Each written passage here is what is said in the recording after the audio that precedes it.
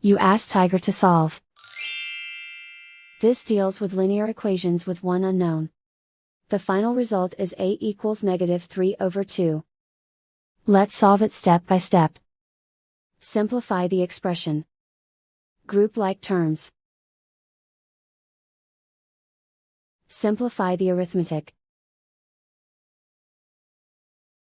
Group all constants on the right side of the equation.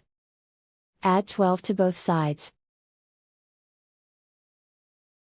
Simplify the arithmetic.